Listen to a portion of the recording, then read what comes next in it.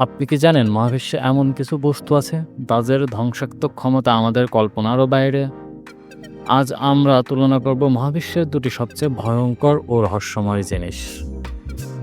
একটা হলো black hole এবং নিউট্রন স্টার। কে বেশি ধ্বংসাত্মক, কে বেশি ভয়ঙ্কর?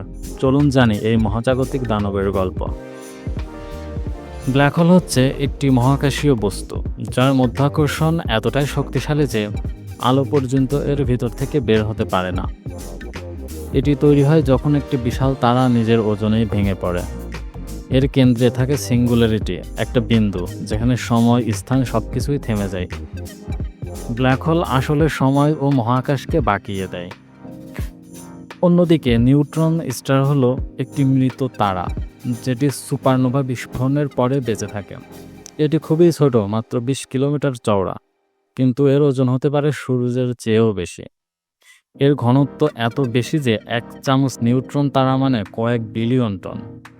এবং কিছু নিউট্রন তারা এত দ্রুতই ঘোরে যে 1 সেকেন্ডে শতবার নিজেকে ঘুরিয়ে ফেলে, যাদেরকে বলা হয় পালসার। ব্ল্যাক হোল বেশি বিপজ্জনক। এটি সবকিছুকে গিলে ফেলে, যেমন তরঙ্গ, কণা, এমনকি সময়কেও। এর ইভেন্ট হরাইজনে একবার ঢুকলে আর বের হওয়ার পথ নেই। ব্ল্যাক হোল সময়কে স্লো করে দেয়, কাছে গেলে সময়কে ধীরে চলে। ব্ল্যাক হোল দুটো একে অপরের সঙ্গে মিলে যায়, এমনকি আমরা সেই টক্করের শব্দও শুনেছি গ্র্যাভিটেশনাল ওয়েভের মাধ্যমে। কিন্তু নিউট্রন স্টারও কম নয়। যদি পৃথিবীর আশেপাশে এটি এসে পড়ে, তাহলে এর তীব্র মহাকর্ষণ আমাদের গ্রহের কাঠামোকে নষ্ট করে দিতে পারে।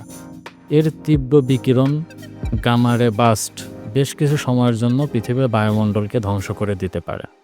নিউট্রন তারা থেকে নির্গত পালসের রেডিও সিগন্যাল আমরা এখনও পৃথিবী থেকে শুনতে পাই। তবে প্রশ্ন হলো, কে বেশি ভয়ঙ্কর?